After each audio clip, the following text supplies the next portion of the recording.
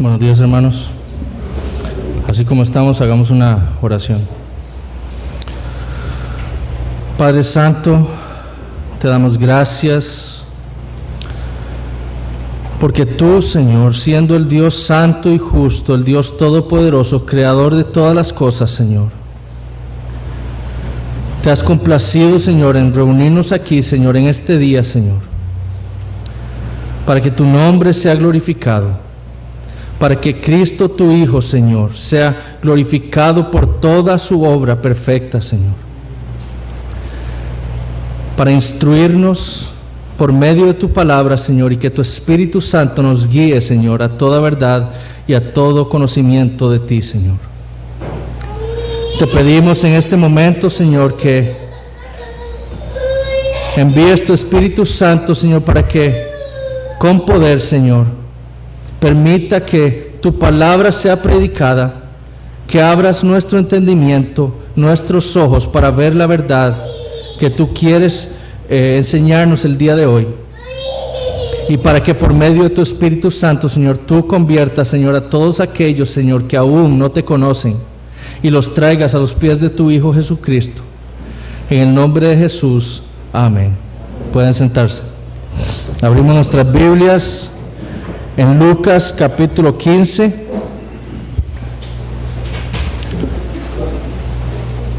No quiero causarle pena ni nada, pero es un gozo tener a mi papá aquí esta mañana. Es una oración contestada de parte de Dios. Vamos a estudiar hoy la parábola que nos queda de este capítulo, que es la parábola del hijo pródigo. La semana pasada vimos las parábolas de la oveja perdida y la parábola de la moneda perdida, que forman parte de estas tres parábolas que encontramos en Lucas 15. Y antes de estudiar esta última parábola, quiero hacer un resumen de lo que vimos la vez pasada para poder entender y entrar en el contexto de lo que está sucediendo en la enseñanza de Jesús. Debemos recordar que estas tres parábolas que encontramos en Lucas 15, Jesús las enseña precisamente por algo que habían hecho los fariseos, que encontramos en el versículo 2. Vemos que Jesús, a Él se le están acercando los pecadores, que a Él no solo los está recibiendo, sino que come con ellos, y los fariseos están murmurando. Dice el versículo 2, y los fariseos y los escribas murmuraban, diciendo, este a los pecadores recibe y con ellos come. Recordemos que los fariseos eran separatistas, ellos no podían tener esas relaciones, esa comunión con pecadores, porque para ellos eso los hacía impuros. Entonces ellos condenaban la actitud de Jesús al recibir y comer con pecadores. Para ellos Jesús no podía ser un profeta de Dios, porque un profeta de Dios sabría qué tipo de personas son con las que Él se está reuniendo, y entonces en su mente el profeta verdadero rechazaría tener algún contacto con este tipo de pecadores. Y ciertamente Jesús recibía y comía con los pecadores. Sin embargo, a diferencia de lo que lo acusaban los fariseos, Él no consentía con el pecado de estas personas. Él los recibía y comía con ellos por una razón específica. Y para explicarle a los fariseos por qué Él hacía eso, es la razón por la cual Él enseña estas tres parábolas. Porque Él tiene una misión. Él es el buen pastor, o Él es como una mujer diligente que busca lo que se ha perdido y lo salva para la gloria de su Padre. Esa es su misión. Él ha venido a rescatar pecadores y por lo tanto los recibe, porque esa es su misión, rescatarlos, salvarlos de su pecado. Pero los fariseos debían aprender esto. Jesús estaba invitando a los hombres a esta gran cena, a la cena de las bodas. Pero los fariseos no querían entrar. Y lo que vemos en el capítulo 14 y 15 es a los pecadores, a las rameras, a los publicanos, queriendo entrar a esa cena del Señor. Ellos eran los que tenían oídos para oír a Jesús, no los fariseos. Entonces, la misión de Cristo, su propósito era venir y rescatar lo que se había perdido, porque Él dice en Lucas 5:31, los que están sanos no tienen necesidad de médicos, sino los enfermos. Él vino como el gran médico a sanar a los enfermos.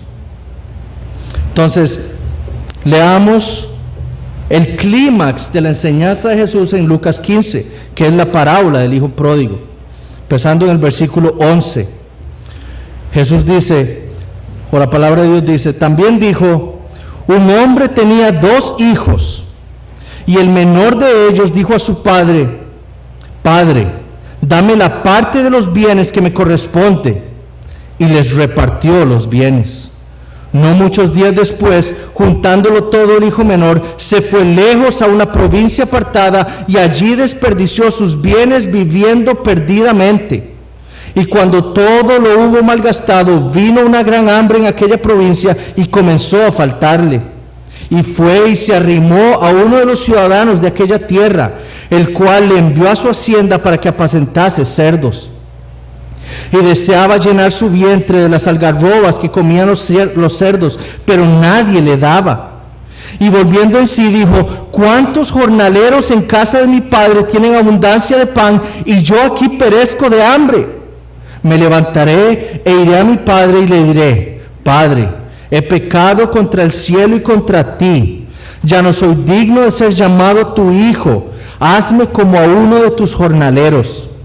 Y levantándose, vino a su padre, y cuando aún estaba lejos, lo vio su padre, y fue movido a misericordia, y corrió, y se echó sobre su cuello, y le besó. Y el hijo le dijo, Padre, he pecado contra el cielo y contra ti, y ya no soy digno de ser llamado tu hijo. Pero el padre dijo a sus siervos, sacad el mejor vestido y vestidle, y poned un anillo en su mano y calzado en sus pies. Y traed el becerro gordo y matadlo, y comamos y hagamos fiesta.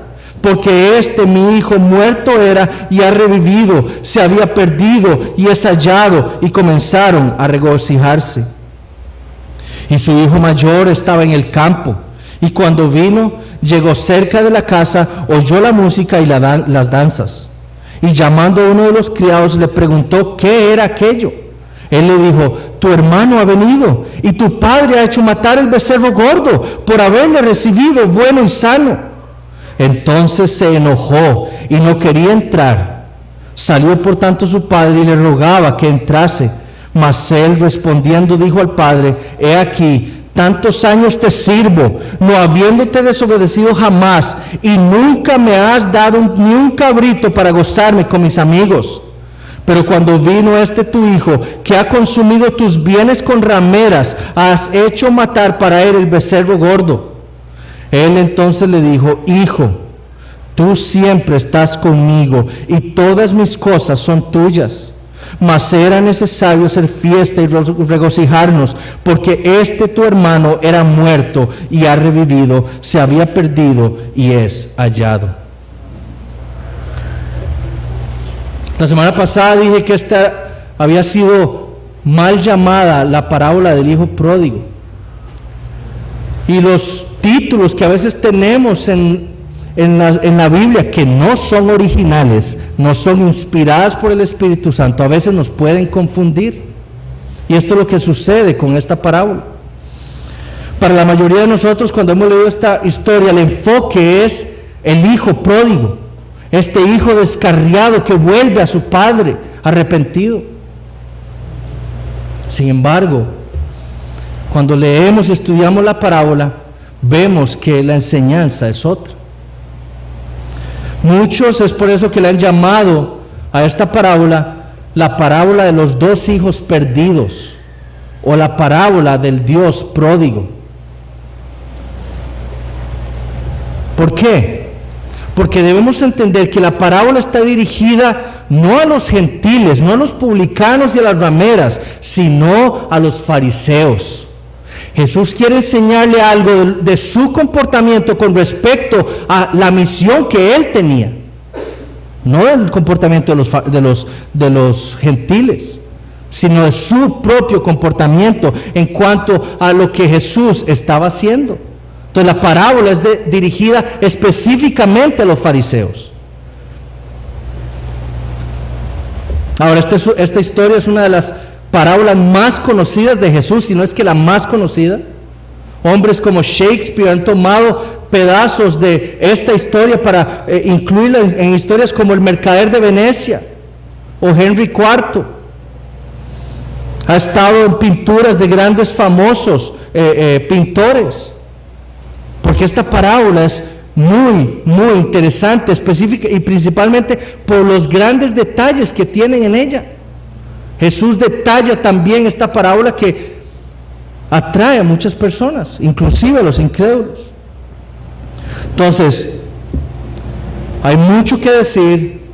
Vamos a tratar de ir lo más rápido que se pueda para hacer los puntos y las aplicaciones al final. Entonces, interpretemos la parábola que Jesús nos enseña en Lucas 15.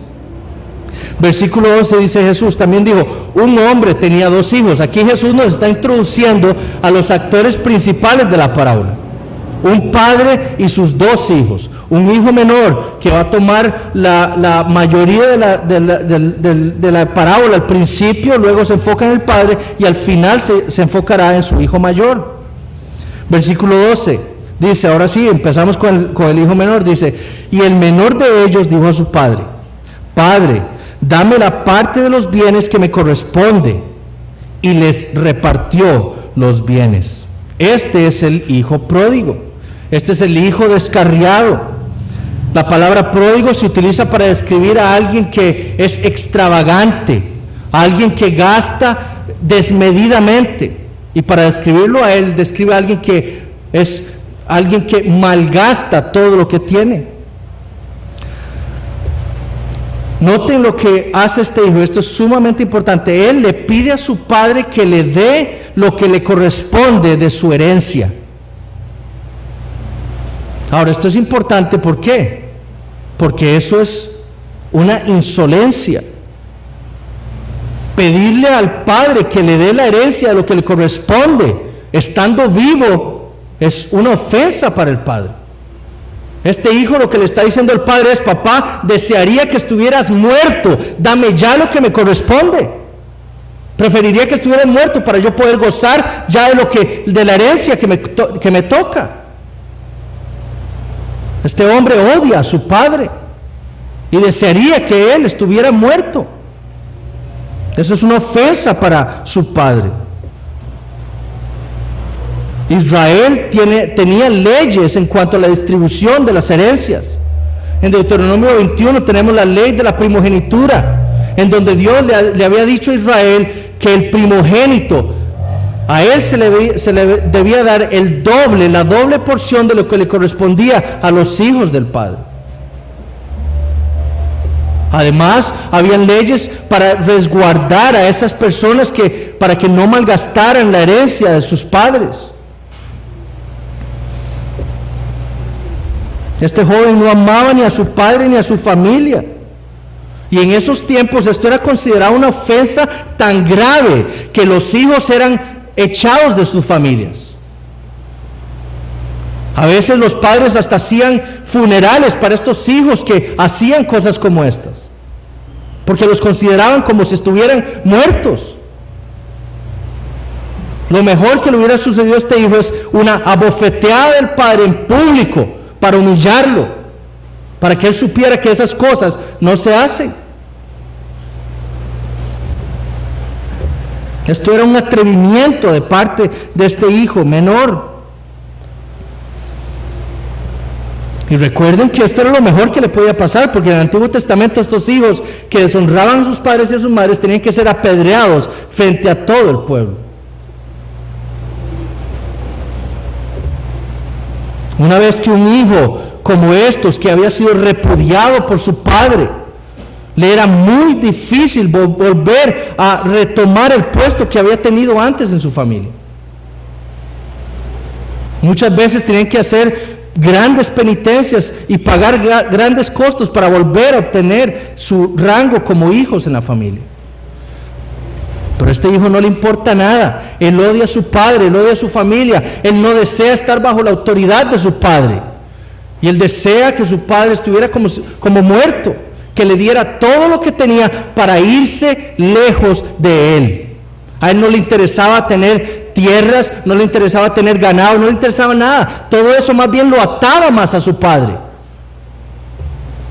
Y probablemente lo que hizo fue venderlo todo a un precio sumamente bajo, porque lo que necesitaba era dinero para salir huyendo de su familia. La costumbre era, a veces ocurría que el padre sí le daba la herencia a sus hijos, él estando vivo. Sin embargo, el padre mantenía la autoridad sobre todas esas cosas. Él seguía siendo el soberano sobre todas esas propiedades, a pesar de que ya las hubiera heredado a sus hijos. Pero a este hijo no le importaba eso, no quería eso. Él quería estar libre de la autoridad de su padre. Él quería irse lejos. ¿Y qué hace el padre? Noten lo que dice el versículo, dice, y les repartió los bienes. Ahora los fariseos estaban asombrados con la actitud de este hijo menor. ¿Cómo es posible que ofendiera a su padre de tal manera?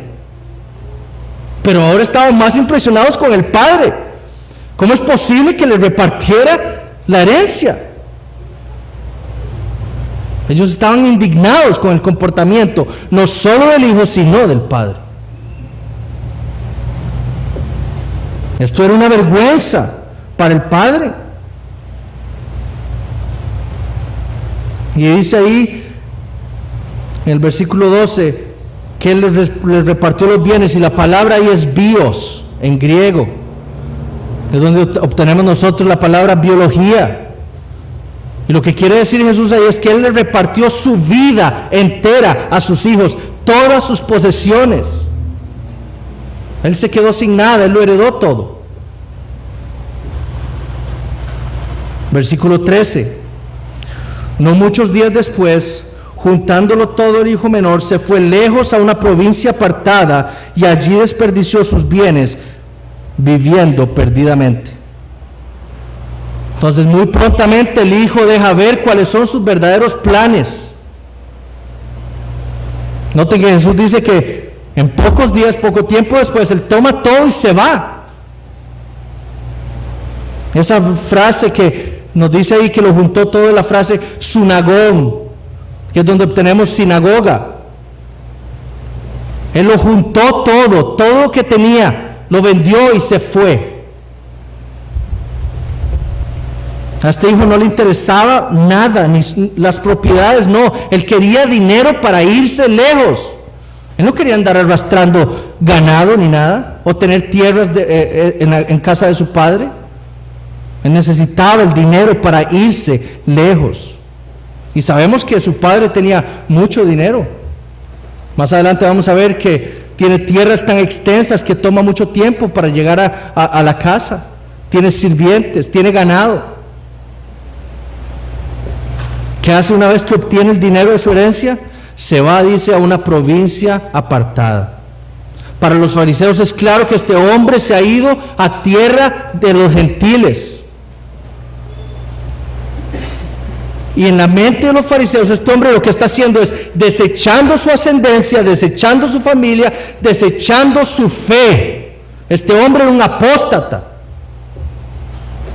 desechando su religión para irse a vivir a tierras apartadas, lejanas de todo lo que tuviera que ver con su familia. Ahora, en la mente de los fariseos, ya estos fariseos probablemente estaban odiando a este hijo por su conducta reprochable. Y no solo se fue a tierras gentiles, noten lo que dice, y allí desperdició sus bienes viviendo perdidamente. La palabra perdidamente ahí es el original azotos, que implica a alguien que vive en libertinaje, en pecado, en promiscuidad. Y noten lo que dice el hijo mayor en el versículo 30. Dice, pero cuando vino tu hijo, que ha consumido tus bienes con rameras. Algunos dicen que esto es nada más una exageración en la historia de parte del hijo mayor, pero Jesús no aclara eso. Jesús lo deja ver como que este es un pecado de este hijo. Vivir así, un hombre totalmente depravado, que buscaba rameras, que gastaba su dinero en prostitución, en promiscuidad.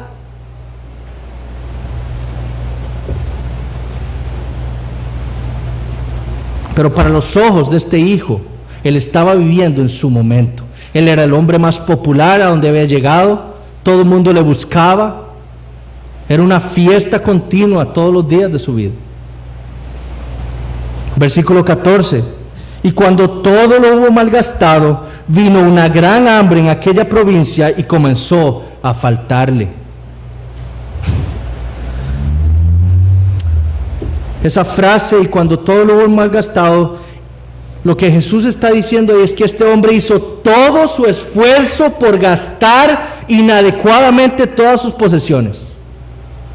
Todas sus fuerzas las usó para gastarlo en pecado. Pero el misterio de la providencia tenía un regalo para él. Y llega, según Jesús en la historia, una gran hambre a esa tierra en donde este joven había llegado. Nosotros quizás es difícil poder imaginarlos lo que significa una gran hambre en un país, porque no estamos acostumbrados a eso. Pero noten que Jesús ni siquiera tiene que explicarle a su audiencia los apuros a los que está sometido este joven, porque ellos estaban acostumbrados a vivir ese tipo de hambres. Ellos sabían lo que implicaba que una gran hambre viniera a un pueblo, a una ciudad. Y Jesús dice que esta hambre era una gran hambre. Y eso explicaba mucho el problema que ahora tenía el hijo menor. Y creo que la frase comenzó a faltarles verdaderamente insuficiente para describir lo que estaba sufriendo este hombre. Versículos 15 y 16 dice, y fue y se arrimó a uno de los ciudadanos de aquella tierra, el cual le envió a su hacienda para que apacentase cerdos, y deseaba llenar su vientre de las algarrobas que comían los cerdos, pero nadie le daba. Después de haberlo tenido todo, haber tenido dinero, haber tenido todo lo que quería, llegó un gran hambre y le comenzó a faltar.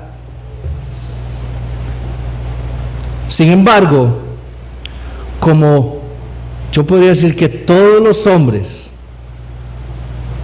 antes de hundirse hasta el fondo de su pecado, intenta algo más.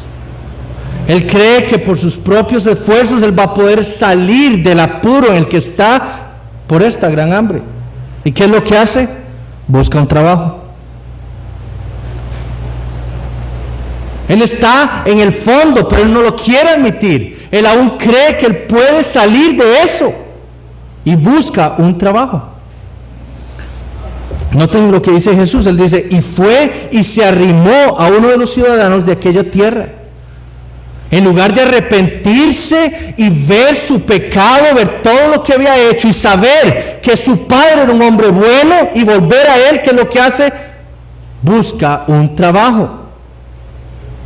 Su orgullo, él no va a permitir que su padre sepa lo que ha ocurrido. Él quiere salvarse él mismo. ¿Y qué es lo que hace? Dice, se le pega a uno de estos ciudadanos de la ciudad, probablemente un ciudadano importante, un ciudadano romano de esta ciudad.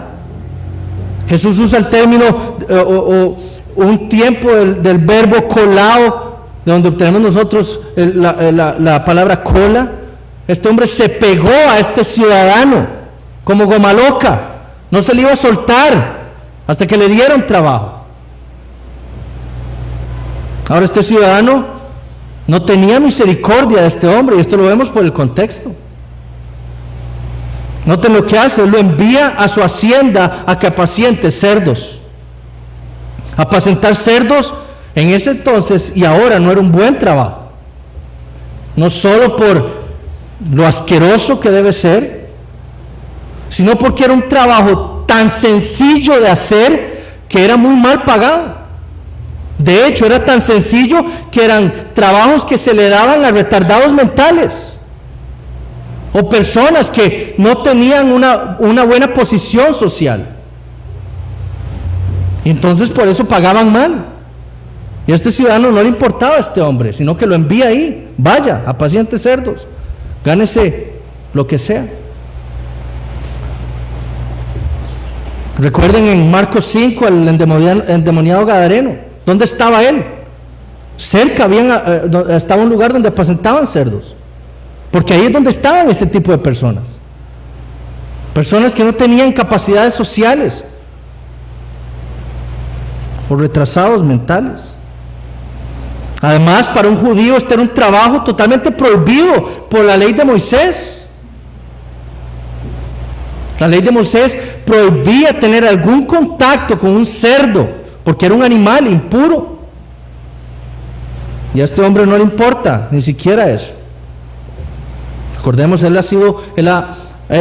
es un apóstata de su religión, a él no le importa nada. Ahora, para los fariseos que están escuchando a Jesús, esto los había dejado totalmente boquiabiertos. Este hombre es irredimible. Este hombre es tan pecador que no hay nada que pueda hacer nadie para redimir su vida. Este hombre, a la mente de los fariseos, ya era un desechado más.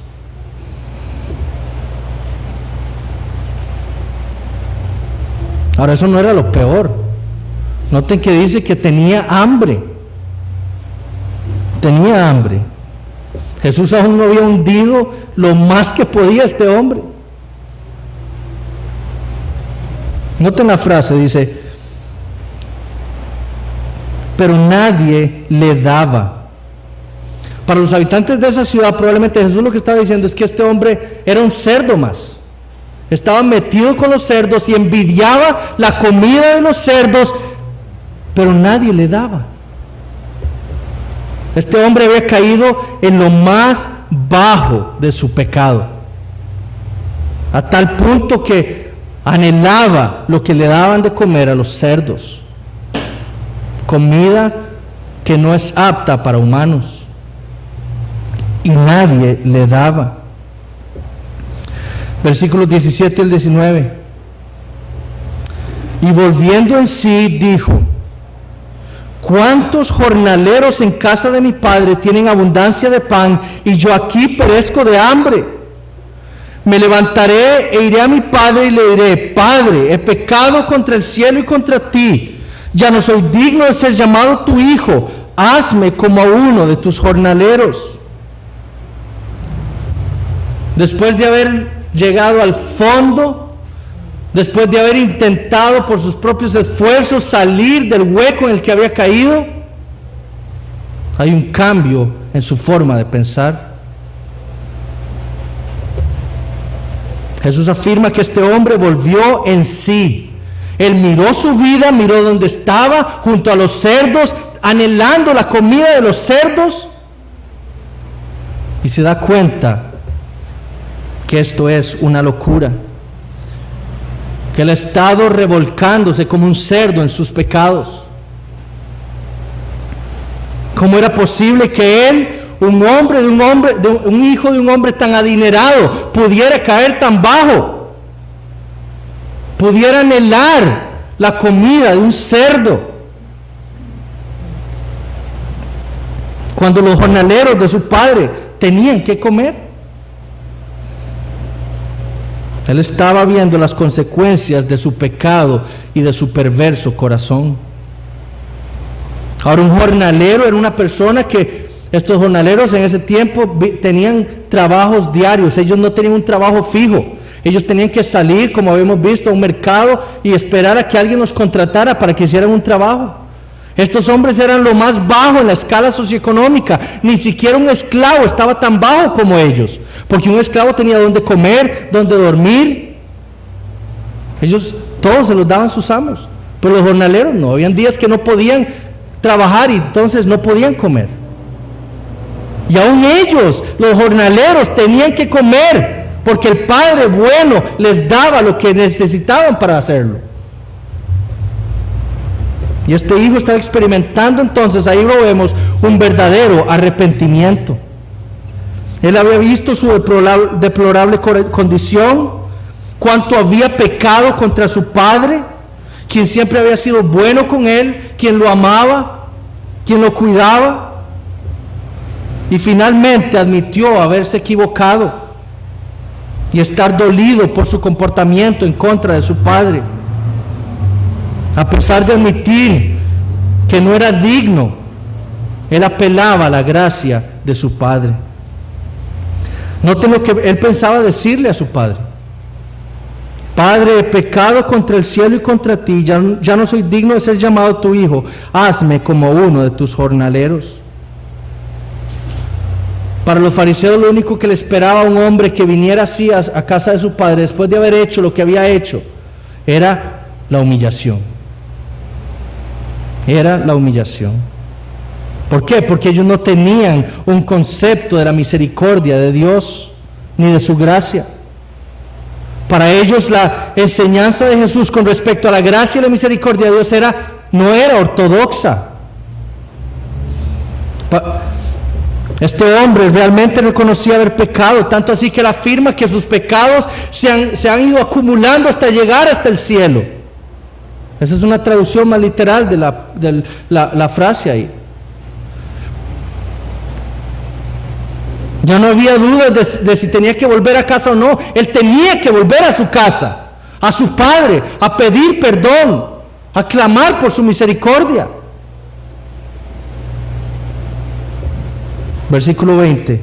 Aquí vemos el verdadero arrepentimiento. ¿Cómo se ve? En acciones.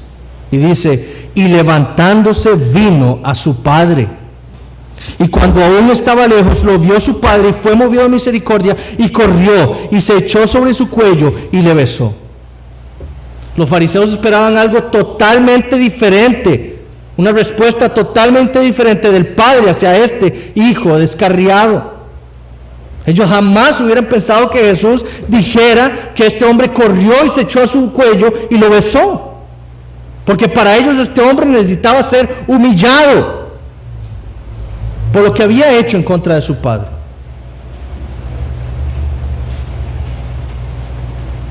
Pero no es la historia que cuenta el Señor.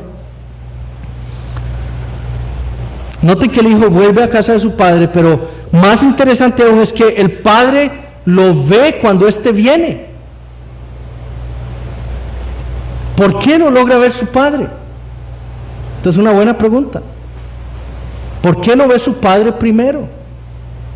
Bueno, muchos comentaristas han dicho que la razón por la cual el padre lo logra ver a lo lejos y lo ve primero es porque este padre es tan bueno y amoroso que este hombre estaba totalmente anhelando el regreso de su hijo amado. Y todos los días veía el horizonte a ver si veía venir a su hijo arrepentido. Este hombre era bueno. Entonces después su padre lo ve cuando está lejos y dice: y fue movido a misericordia y corrió. Cuando lo ve, este hombre hace algo impensable también para los fariseos, especialmente para un noble de esos tiempos. Este hombre corre, porque en esos tiempos no era digno de un hombre noble correr. Correr era solo para los esclavos y para los niños. Un noble jamás corría, porque eso traía deshonra para su persona. Recuerde que usaban batas en ese entonces, y para correr necesitaría subirse la bata, descubrir sus pies y sus piernas, y eso traía deshonra para el noble. Entonces los hombres ricos no corrían, los hombres educados no corrían. Y Jesús está diciendo algo muy importante. Este hombre se humilla y corre a su hijo. Tan mal visto era correr para un noble, que hay versiones antiguas de la Biblia, versiones árabes, en donde no traducen esa frase "y corrió", lo traducen "y se apuró", porque ellos identificaban al Padre con Dios, y para ellos no podían achacarle algo tan deshonroso a Dios. No fue sino hasta 1860 que encontramos una Biblia en donde verdaderamente lo traducen así: "y corrió", porque para los árabes, para esa mente, esto era algo verdaderamente deshonroso.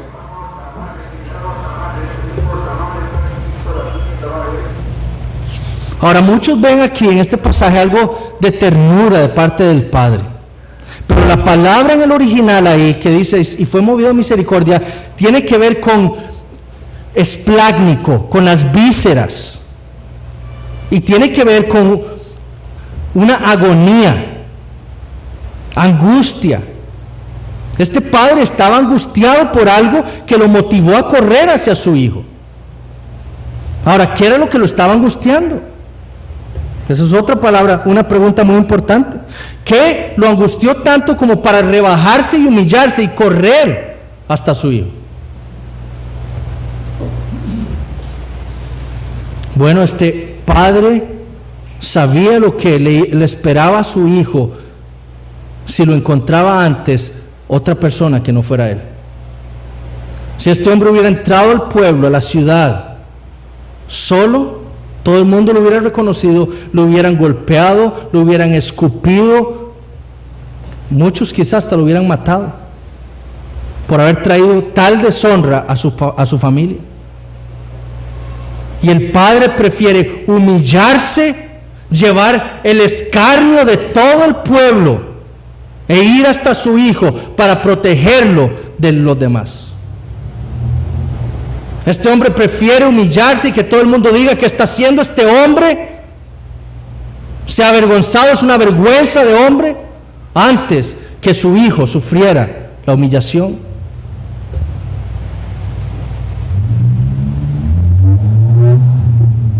Y se echa sobre su cuello y le besa. Y la frase ahí es que le besó muchas veces. Muchas veces.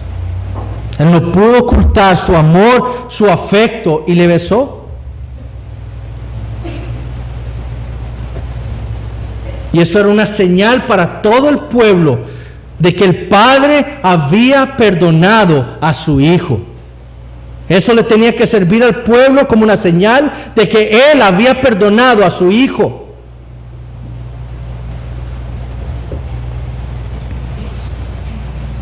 Versículos 21 al 24. Y el hijo le dijo: Padre, he pecado contra el cielo y contra ti, y ya no soy digno de ser llamado tu hijo.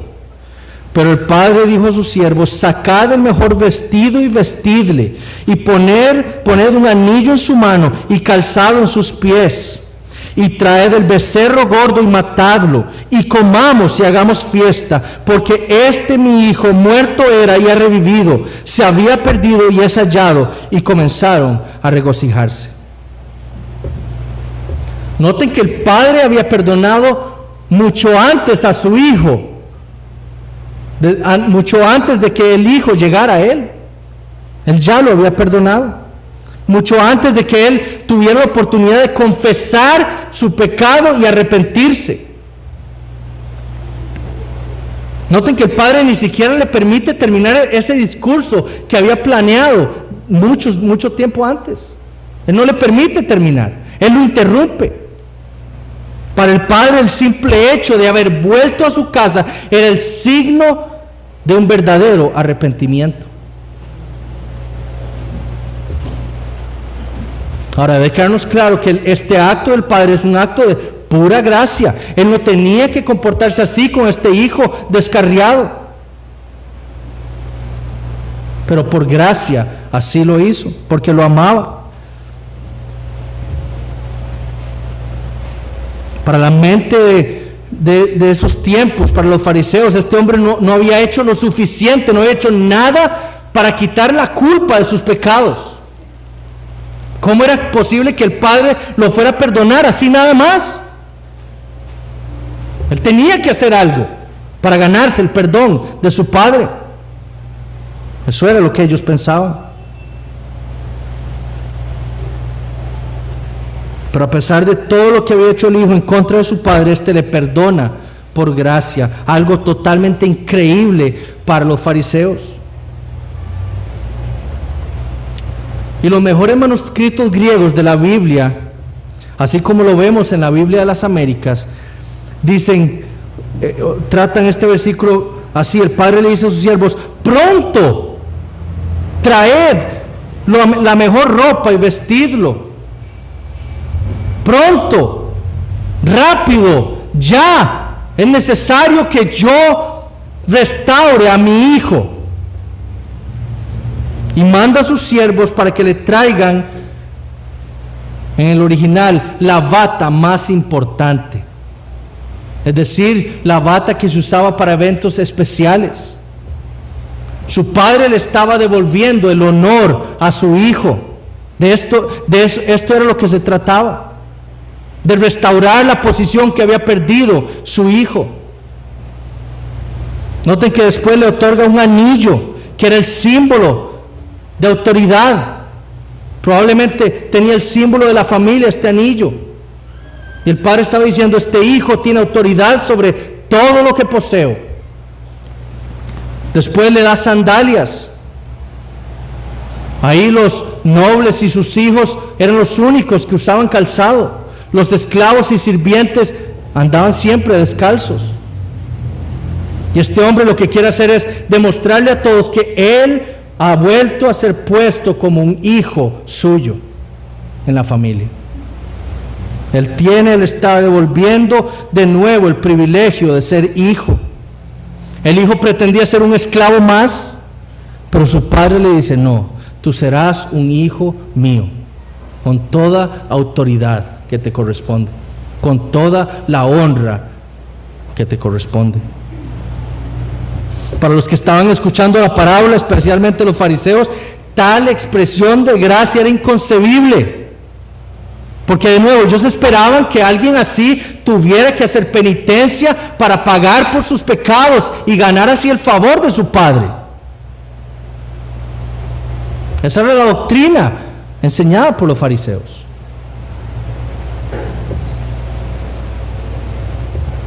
Pero el padre no solo lo perdona así, sino que más adelante vamos a ver ahora cómo lo celebra. Versículo 25. Y su hijo mayor estaba en el campo, y cuando vino y se acercó a la casa, oyó música y danzas. Jesús es el gran maestro. Él sabe cómo crear historias. Hasta ahora los fariseos creían estar afuera. O sea, no ha dicho nada en contra nuestra. Pero ahora viene Jesús para desenmascarar su hipocresía. Y este es el punto de la enseñanza: el hijo mayor. Es por eso que Jesús enseña estas tres parábolas. Esta es la razón.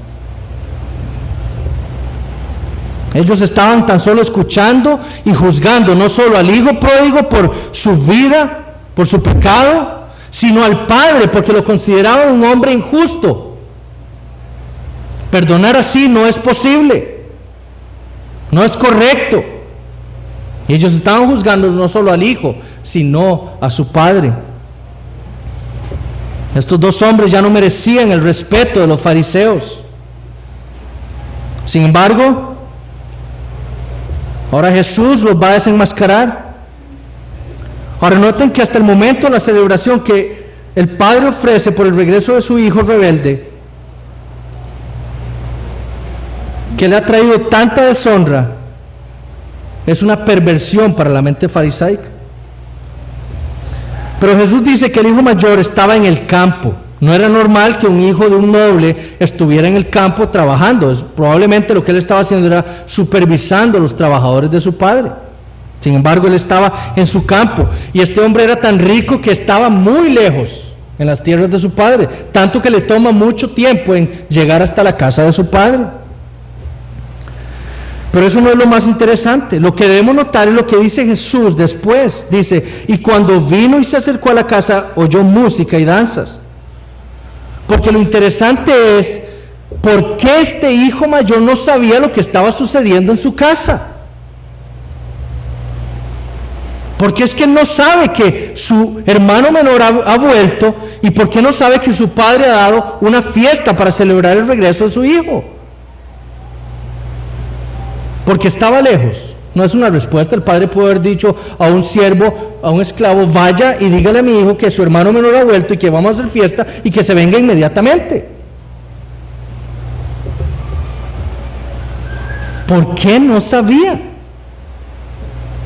Eso es muy importante, esa pregunta. Y la razón es que el padre no había querido contarle aún. Su padre no quería que él supiera que su hermano menor había vuelto. ¿Por qué? Porque el padre conocía a su hijo mayor. Él sabía que su hijo mayor le odiaba tanto a él como lo odió su hijo menor. Él sabía que su hijo mayor era un malagradecido.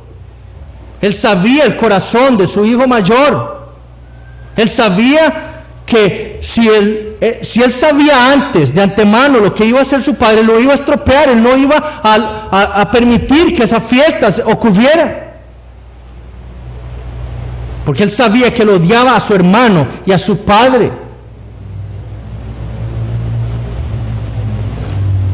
Pregúntense esto, ¿dónde estaba el hijo mayor cuando el hijo menor deshonró a su padre como lo hizo? ¿Por qué no lo vemos en la historia saliendo en defensa del honor de su padre? Porque no le importaba a su padre.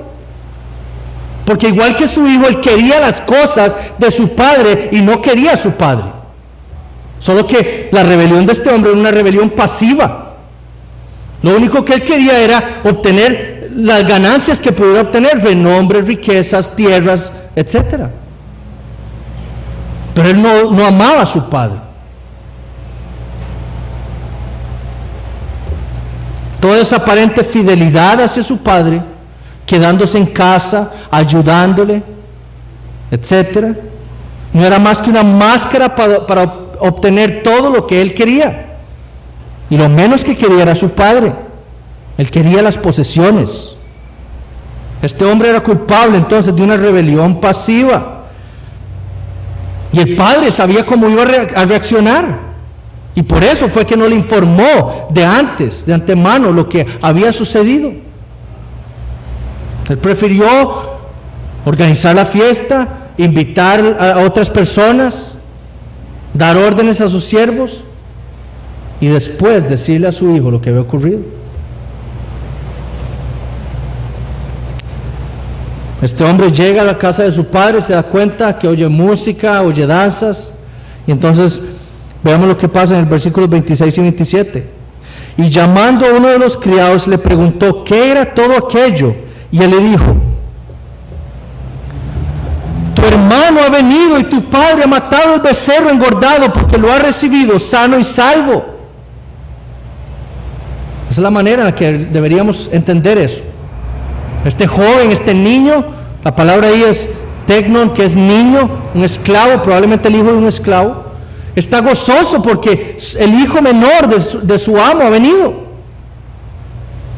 Él quizás espera que su hermano, que este hombre mayor, el hermano mayor, recibiera la noticia con el mismo gozo que lo hizo su padre. Si el hijo mayor amara verdaderamente a su padre y a su hermano, esta noticia verdaderamente le hubiera traído gozo, pero no lo hizo, porque este hombre odiaba a su familia. ¿Y qué dice? Se enojó. Él no se goza, sino que se enoja por lo que está ocurriendo en la casa de su padre. Versículo 28. Entonces él se enojó y no quería entrar. Salió su padre y le rogaba que entrara. Tanto odiaba a su familia que no quiso participar del gozo que estaban viviendo en ese momento. Él se negaba a entrar y celebrar con su padre y su hermano lo que estaba sucediendo. Y aquí es donde vemos verdaderamente a los fariseos representados en la parábola. Porque ellos no querían entrar a las bodas. Ellos no querían aceptar la invitación que Cristo les estaba haciendo. Ellos eran el hermano mayor. Ellos no querían entrar a la fiesta. Ellos estaban enojados porque Jesús aceptaba y recibía pecadores. El Padre estaba aceptando a un pecador que para su mente era irredimible. Ellos son el hijo mayor. Ellos son el punto de la parábola.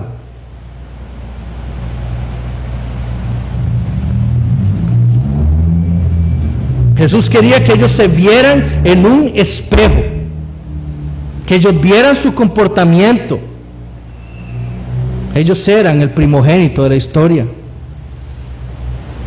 Ellos estaban enojados porque Jesús recibía pecadores arrepentidos y se enojaban porque no conocían lo que traía gozo a Dios, porque no conocían a Dios. Ahora el esclavo, el niño, dice que el padre está celebrando esta fiesta porque ha recibido a su hijo sano y salvo.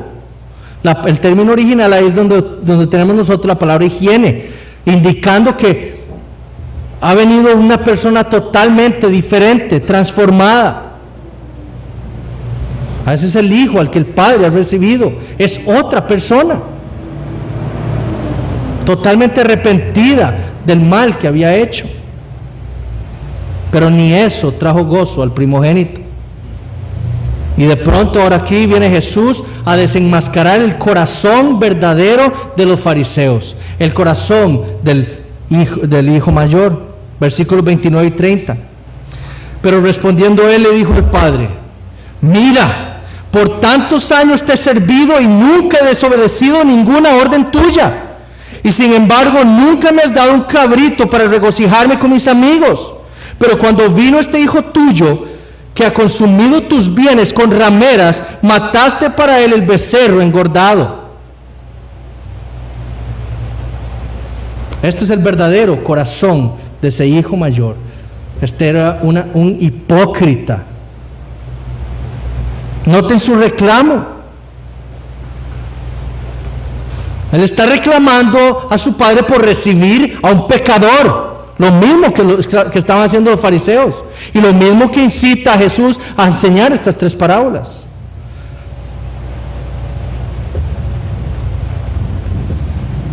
Pero noten el irrespeto. Le dice a su padre: mira. Esa no es forma de hablarle a un padre. Mucho menos quizás en nuestros tiempos.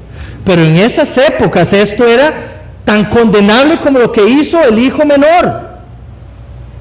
Este hijo mayor hubiera recibido el mismo castigo que hubiera recibido su hijo menor si el padre hubiera sido otra persona.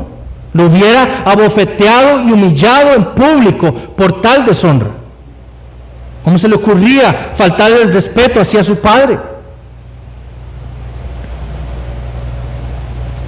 Ahora los fariseos seguro están diciendo: este es el héroe de la historia. Por fin alguien sensato dice la verdad.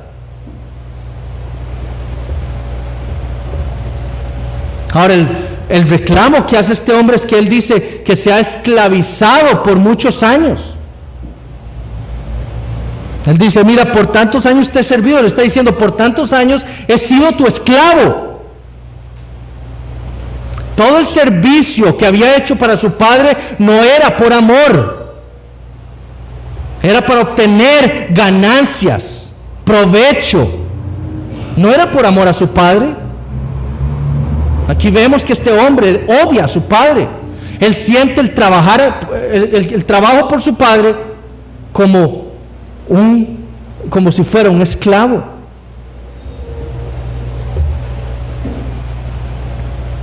Su único interés era su propio bienestar, y por eso se había quedado con su padre. Por eso hacía lo que hacía, por eso trabajaba como trabajaba, por lo que iba a obtener, no por amor a su padre. Ahora le dice: por tantos años te he servido y nunca he desobedecido ninguna orden tuya. Y este es el error que cometen los hipócritas. No solo desconocen su propio corazón, sino que se dejan engañar. Este hombre sabía que esto que había dicho no era cierto, pero aún así en su hipocresía lo deja ver. Él cree verdaderamente que nunca había desobedecido a su padre.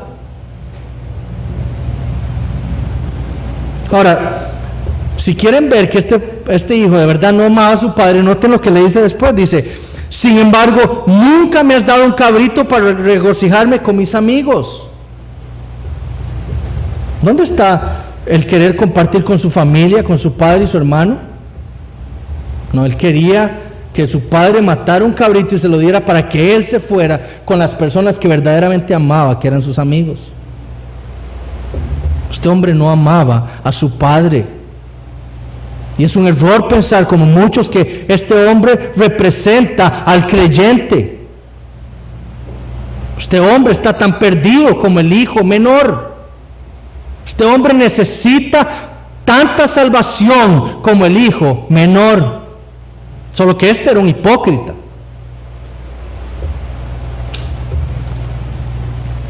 Si él hubiera tenido el valor que tuvo su hermano menor, le hubiera hecho lo mismo. Le hubiera pedido a su padre que le diera todo y se hubiera largado, porque él odiaba a su padre y odiaba estar bajo su autoridad.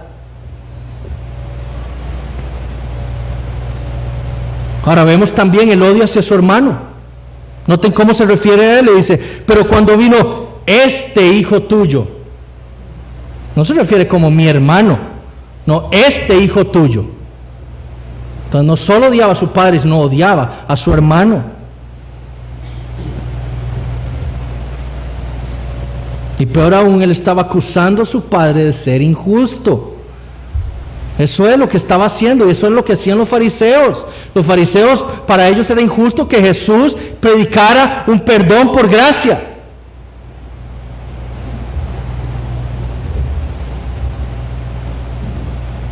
Y para ellos era injusto que el Padre hiciera algo así, porque ellos vivían en una religión de legalistas. El pecador tenía que hacer y hacer y hacer y hacer y hacer para ganar el favor de Dios. Entonces esto era inconcebible.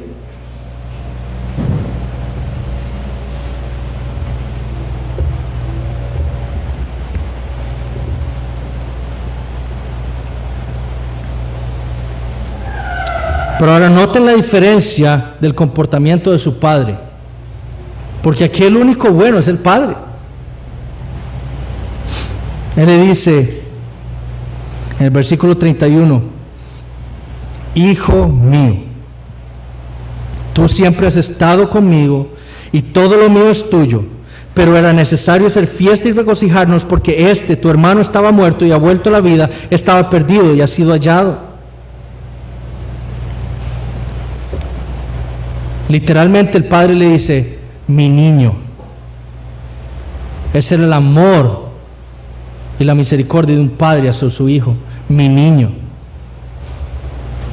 A pesar de haberlo acusado de injusto, a pesar de pensar que su trabajo era como el de un esclavo para con él, aún así su padre muestra su gran corazón y le dice: mi niño.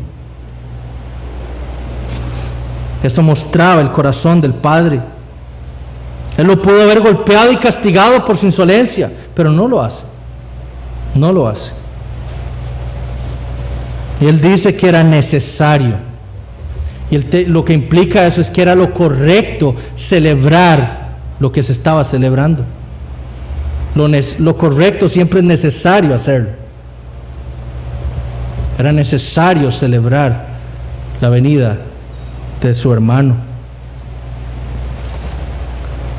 La máscara ya había sido quitada, la hipocresía de los fariseos ya había sido manifestada totalmente, porque el propósito de Jesús era evangelizar a los fariseos, era mostrarles que ellos no conocían a Dios, era mostrarles su necesidad de arrepentirse para poder entrar a las bodas, para poder entrar al reino de Dios. Jesús les estaba diciendo, ustedes están fuera del reino.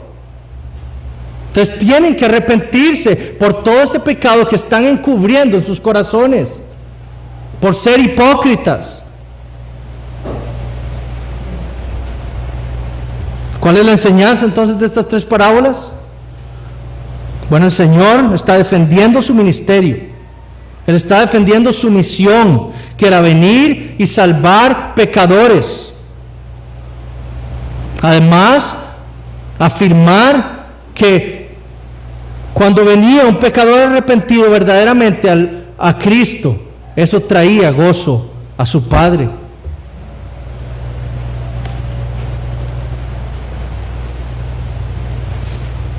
Ahora veamos rápidamente tres cosas que saltan de estas tres parábolas. Primero, el verdadero arrepentimiento. El verdadero arrepentimiento. El término más utilizado en el Nuevo Testamento para referirse al arrepentimiento es metanoia. Y eso quiere decir un cambio de mente o un cambio en la manera de pensar. Se trata de un cambio en la manera de ver el pecado, un cambio en la manera en que nos vemos a nosotros mismos. Es un cambio en la manera en la que vemos a Dios. Es un cambio en la manera en la que vivimos. Eso es arrepentimiento. Vemos al pecado por lo desagradable y vil que es. No porque sea malo, sino porque es contra el Dios santo y justo, nuestro Creador, porque es una transgresión de ese Dios de la Biblia. Por eso es que el pecado es tan malo. Y por eso es que el hombre que muere en su pecado vivirá eternamente en el infierno, sufriendo la ira de Dios por la eternidad. Porque una ofensa, por más pequeña que sea, es infinitamente grave, porque la santidad de Dios es infinita. Y es contra esa santidad contra la que se actúa.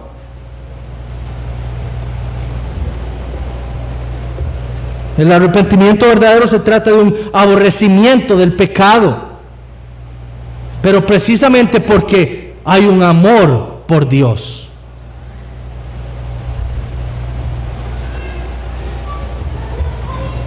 Y no se trata solo de odiar el pecado, sino de volverse a Cristo y reconocer que solo por medio de Él podemos ser reconciliados con Dios. Es un cambio de dirección. Antes íbamos hacia el pecado, ahora lo aborrecemos y nos volvemos a Cristo, confiando en Él y en su obra perfecta. Eso es arrepentimiento verdadero. De nuevo, los llevo al nuevo pacto. Eso es lo que Dios promete que ocurriría en su pueblo. Él dice en Ezequiel 36:31, escuchen: y os acordaréis de vuestros malos caminos y de vuestras obras que no fueron buenas, y os avergonzaréis de vosotros mismos por vuestras iniquidades y por vuestras abominaciones. Esto no lo hace el hombre individual, esto lo hace Dios por su pueblo. Es Él el que da el arrepentimiento a cada individuo al que ha metido en su pueblo, para que odien su pecado y sus iniquidades. Y esto es lo que la Biblia afirma. Porque muchos dicen y usan esta parábola para decir: ven, el hombre es quien se arrepiente y va a Cristo. Pero el arrepentimiento es un don de Dios. Hechos 11:18 dice: entonces, oídas estas cosas, callaron y glorificaron a Dios diciendo: de manera que también a los gentiles ha dado Dios arrepentimiento para vida. Es Dios quien otorga el arrepentimiento. Pablo le escribió a Timoteo lo siguiente, 2 Timoteo 2, 24-25: porque el siervo del Señor no debe ser contencioso, sino amable para con todos, apto para enseñar, que con mansedumbre corrija a los que se oponen, por si quizá Dios les conceda que se arrepientan para conocer la verdad. Es Dios el que otorga el arrepentimiento a un pecador para que conozca la verdad del Evangelio. para que se vea a sí mismo por lo que es, un despreciable, un traidor, un rebelde, para que vea su pecado como lo más malo que pueda haber, y para que vea la verdad de un Dios santo, infinitamente santo y justo, que no dejará pasar el pecado por alto. Ahora, en nuestra parábola, ¿no es esto lo que experimentó el hijo menor? Noten el versículo 17 al 19. Y volviendo en sí, aquí hay un cambio de mente.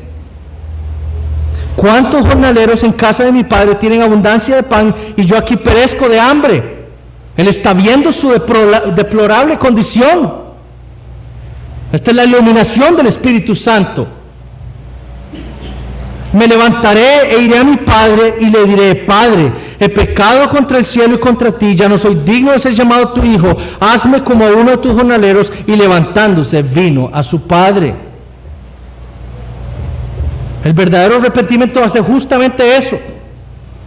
Abre nuestros ojos para ver la maldad del pecado, abre nuestros ojos para ver nuestra condición delante de Dios.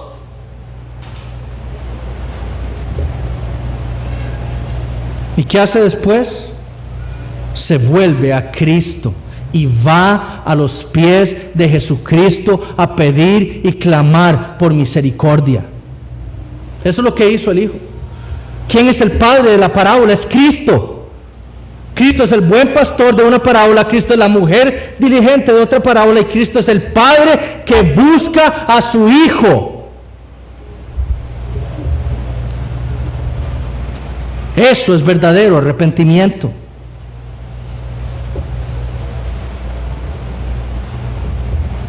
Noten que antes este hombre había tratado de solventar sus problemas por sus propios esfuerzos, y es lo que muchos hacemos. Estoy pecando, estoy mal, y busco salir de mis problemas por mis propios esfuerzos. Hermanos, eso es traer deshonra a Dios. Busco ganarme el favor de Dios, busco agradar a Dios por mis propios medios. Eso no fue lo que hizo el hijo pródigo, ni lo que hace alguien que está verdaderamente arrepentido. Él reconoce su estado, reconoce su incapacidad y se vuelve a Cristo. Nada más.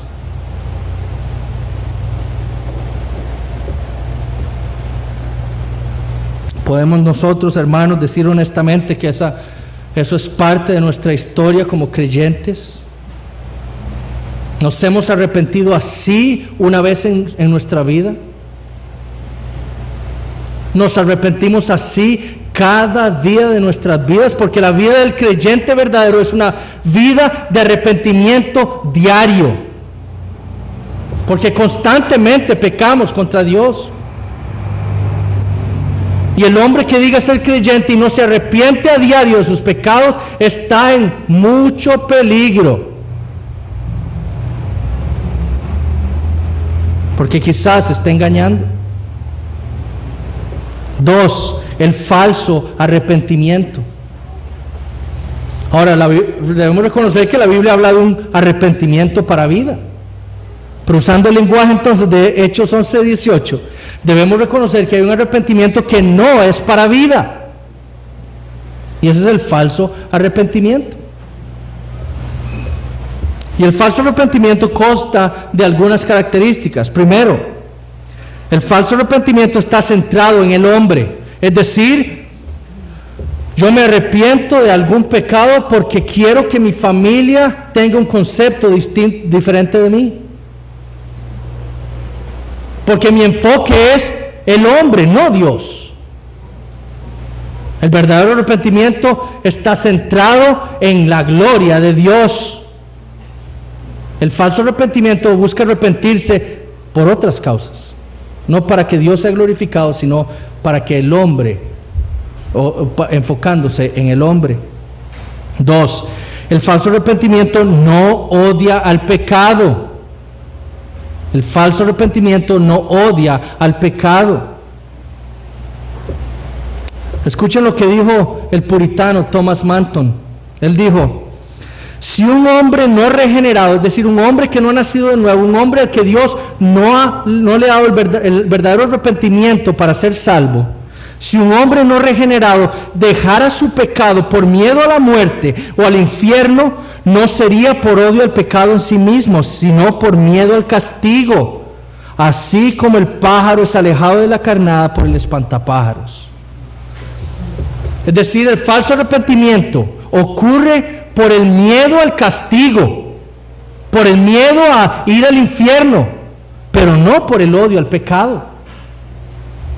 Y el verdadero arrepentimiento, lo vimos, eso es lo que hace, es un aborrecimiento. Dios eso es lo que prometió en el nuevo pacto. Aborrecerán sus iniquidades, se acordarán y las aborrecerán.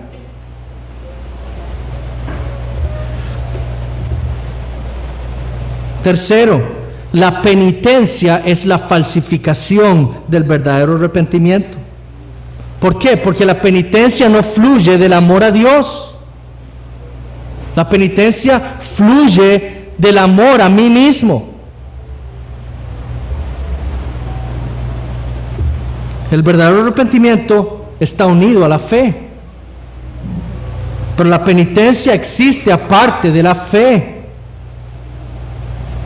La penitencia nace o fluye de la incredulidad.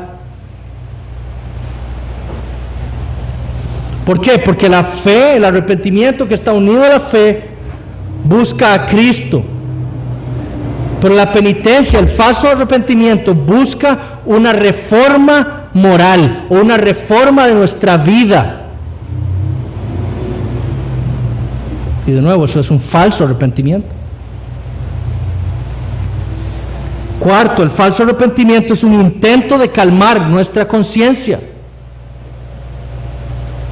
Es decir, yo me veo mal, estoy haciendo mal,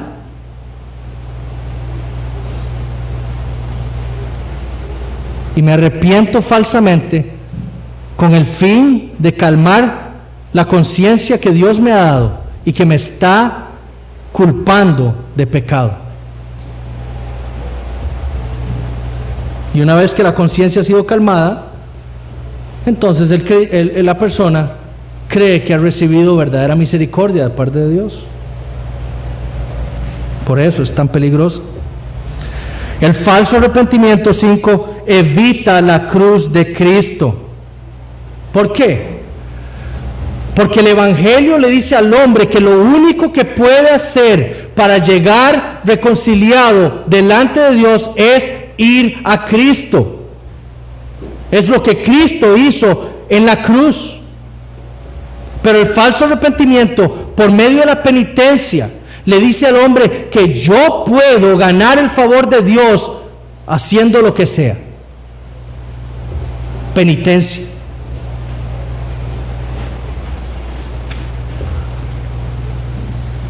Ahora, eso es lo que caracteriza el falso arrepentimiento. Pero quiero darles también algunos sustitutos del falso arrepentimiento. Sustitutos del verdadero arrepentimiento. Es decir, cosas que un hombre puede hacer para no arrepentirse verdaderamente. Primero, tener una vida reformada sin haber un arrepentimiento en el corazón. Es decir, yo puedo reformar mi vida lo más que pueda, puedo estudiar, puedo hacerme juez, puedo hacerme presidente de la república, puedo dejar de fumar, puedo dejar de tomar, puedo venir a la iglesia todos los días y no tener arrepentimiento verdadero. Y engañarme creyendo que esas cosas van a hacer que Dios me favorezca más. Entonces eso puede ser un sustituto para no arrepentirme verdaderamente. 2. Experimentar emociones de arrepentimiento sin los efectos de ese verdadero arrepentimiento. Es decir, que por alguna causa mi alma se conmueve, pero pronto ocurre una amnesia de lo que verdaderamente es el pecado y lo olvido. Y volvemos a nuestra vida de pecado. 3. Podemos confesar arrepentimiento sin habernos arrepentido. Porque el falso arrepentimiento sale de la boca, pero el verdadero arrepentimiento nace del corazón, de un corazón que ha sido transformado. Es por eso que tenemos que tener mucho cuidado cuando confesamos nuestros pecados, porque esa confesión no tiene que salir solo de la boca, sino de un corazón que, iluminado por el Espíritu Santo, se da cuenta de la perversión de sus pecados en contra de Dios. 4, podemos arrepentirnos por temor al castigo y no por el odio al pecado. Ya lo dijimos. 5, podemos condenar el pecado en público sin arrepentirnos en privado. Es decir, yo puedo pararme aquí y decir esto es pecado, pero voy a mi casa y no me arrepiento porque ese pecado es parte de mi vida. Y entonces pienso que porque ya condené el pecado aquí, no tengo que hacerlo en mi casa, cuando estoy solo junto a Dios.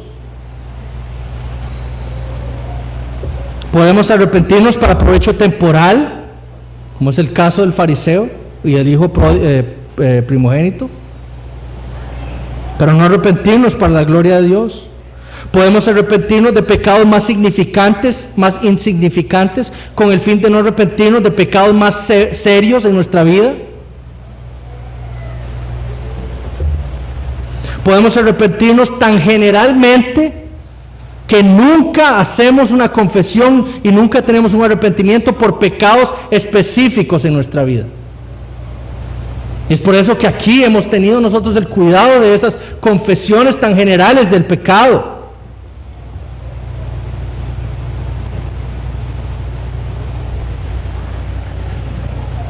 Podemos tratar de arrepentirnos de algún pecado mientras dejamos la puerta abierta para la tentación para volver a caer en ese pecado. Hermanos, todo eso es una abominación para Dios y pone nuestras vidas en peligro. Esto era lo que hacían los fariseos, lo que hizo el primogénito. Ellos no quisieron nunca profundizar en el conocimiento de su perverso corazón, ni de la transgresión de la ley de Dios, ni el odio que sentían por Dios.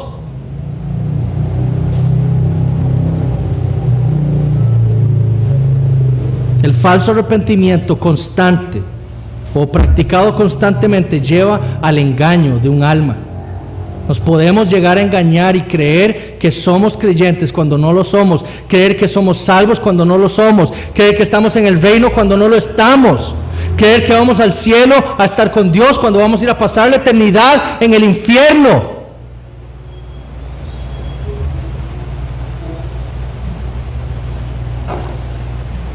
¿Qué le decimos nosotros a Dios en nuestras oraciones cuando pecamos?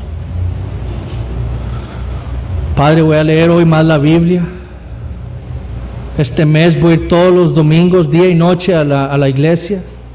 Voy a ir a los cultos de oración los miércoles. Eso era lo que hacía el primogénito, porque él hacía eso para ganancia propia, para provecho propio. El verdadero creyente, el que se ha arrepentido verdaderamente, lee la Biblia, viene a la iglesia, se congrega con sus hermanos, porque ese arrepentimiento fluye de un amor por Dios. No somos como el primogénito que siente que venir a la iglesia, que orar juntos, que leer la Biblia, etcétera, son como ser esclavos de Dios. Porque, como dijimos, eso representa el odio que alguien le puede tener a Dios. Lo que hacemos como creyentes lo hacemos por nuestro amor a Dios, por el Evangelio. Y tercero, ya para terminar, me he pasado mucho, pero bueno, cuando el Nuevo Testamento se refiere a la reconciliación, este es el tercer punto y último, la reconciliación, lo hace para indicar un cambio en la relación de un pecador con Dios.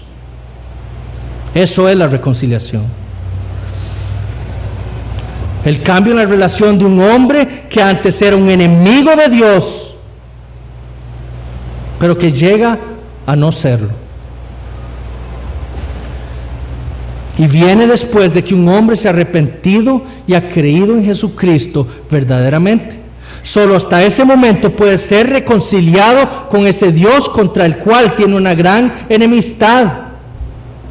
El Nuevo Testamento habla de la reconciliación de la siguiente manera. Escuchen, apunten los textos nada más, pero Romanos 5, versículos 6 al 11 dice: porque Cristo, cuando éramos débiles, a su tiempo murió por los impíos. Ciertamente apenas morirá alguno por un justo, con todo pudiera ser que alguno osara morir por el bueno. Mas Dios muestra su amor para con nosotros en que, siendo aún pecadores, Cristo murió por nosotros. Pues mucho más, estando ya justificados en su sangre, por él seremos salvos de la ira. Versículo 10. Porque si siendo enemigos fuimos reconciliados con Dios por la muerte de su Hijo, mucho más, estando reconciliados, seremos salvos por su vida. Y no solo esto, sino que también nos gloriamos en Dios por el nuestro Señor Jesucristo, por quien hemos recibido ahora la reconciliación. Segunda de Corintios 5, versículos 17 al 21 dice: de modo que si alguno está en Cristo, nueva criatura es. Las cosas viejas pasaron, he aquí todas son hechas nuevas. Y todo esto proviene de Dios, quien nos reconcilió consigo mismo por Cristo y nos dio el ministerio de la reconciliación, que Dios estaba en Cristo reconciliando consigo al mundo, no tomándoles en cuenta a los hombres sus pecados, y nos encargó a nosotros la palabra de la reconciliación. Así que somos embajadores en nombre de Cristo, como si Dios rogase por medio de nosotros. Os rogamos en nombre de Cristo, reconciliaos con Dios. Y Pablo aquí está diciendo a los hombres: reconciliados con Dios, arrepiéntanse y crean en Jesucristo. Eso es lo que implica ese reconciliados con Dios.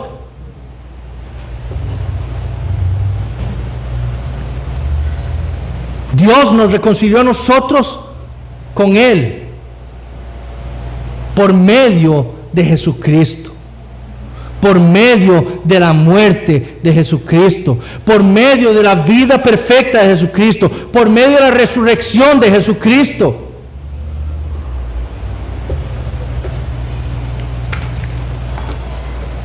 Ahora, ¿dónde vemos esto en la parábola? ¿Dónde vemos el evangelio en la parábola? Yo estoy diciendo que Cristo está evangelizando a los fariseos.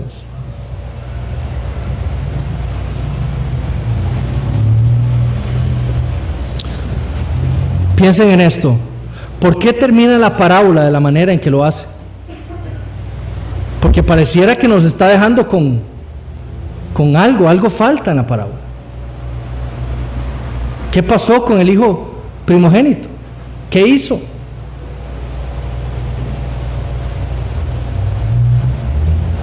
Recuerden el contexto inmediato de la parábola. Cristo está defendiendo su ministerio y el primogénito representa a los fariseos. Estos son el foco de atención de la parábola.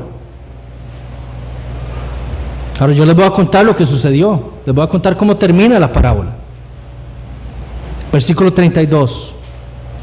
Mas era necesario hacer fiesta y regocijarnos, porque tu hermano era muerto y ha revivido. Se había perdido y es hallado. Y de pronto el hijo mayor, lleno de ira, se abalanzó sobre su padre y lo asesinó enfrente de todos. Esto fue lo que hicieron los fariseos a Cristo después de que escucharon sus enseñanzas. El primogénito no podía tolerar lo que el padre había hecho, así como los fariseos no podían tolerar lo que Jesús estaba haciendo, a tal punto que lo único que estaban haciendo era reuniendo evidencias con el fin de asesinarlo en la cruz. Eso fue lo que hizo el primogénito. Eso fue lo que hicieron los fariseos y los gentiles. Eso fue lo que hubiéramos hecho cada uno de nosotros si hubiéramos estado ahí en ese entonces. Hubiéramos matado a Cristo por sus enseñanzas. Pero Dios en su misericordia lo envió Y esto no estaba pasando fuera de su soberanía, fuera de su voluntad. Dios había propuesto esto desde antes de la fundación del mundo, que su Hijo se encarnara, viniera, viviera una vida perfecta, muriera en la cruz y resucitara para salvar a un pueblo para su gloria.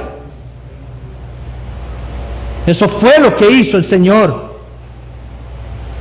Y si hay aquí algún creyente que esté viviendo en hipocresía como el hijo primogénito, debemos arrepentirnos, dejar de buscar agradar a Dios por nuestros propios medios y descansar en Cristo. Si hay alguien que no crea aquí, tiene que saber que Cristo le está invitando a entrar en la boda. No se quede como los fariseos afuera de la fiesta. Arrepiéntase. Eso es lo que trae gozo al Señor. No confíe en sus obras. Isaías 64:6 dice que nuestras obras son como trapos de inmundicia. Nada de las cosas buenas que hacemos nosotros podrán agradar jamás a Dios. Solo la obra perfecta de Jesucristo puede agradar al Señor. Arrepintámonos y confiemos en Él. Oremos. Padre Santo, te damos gracias por tu palabra, Señor. Te damos gracias, Padre, porque has proveído un día de no tanto calor para soportar toda tu enseñanza, Señor. Para estar aquí tenemos cuerpos débiles, Señor, pero te damos gracias por habernos dado la oportunidad de estar aquí y enfrentar tu palabra, Señor, ser guiados por ella. Padre, que tu Espíritu Santo tú lo envíes con poder a cada uno de nosotros para que nos ilumine de nuestros pecados, Señor, si es que aún tenemos pecados a los cuales nos estamos aferrando, y que nos arrepintamos de todo corazón, Señor. Y que envíes a tu Espíritu Santo por aquellas personas que aún no te conocen, Señor, para que vean sus vidas, Señor, las aborrezcan y confíen en Jesucristo, Señor, porque solo por medio de Él podrás ser un hombre reconciliado contigo, Señor, y obtener vida eterna. Padre, te damos gracias por tu Espíritu Santo, te damos gracias por tu Hijo, te damos gracias por tu gracia y misericordia. Bendícenos con la salvación, Señor. En el nombre de Cristo te lo pedimos. Amén.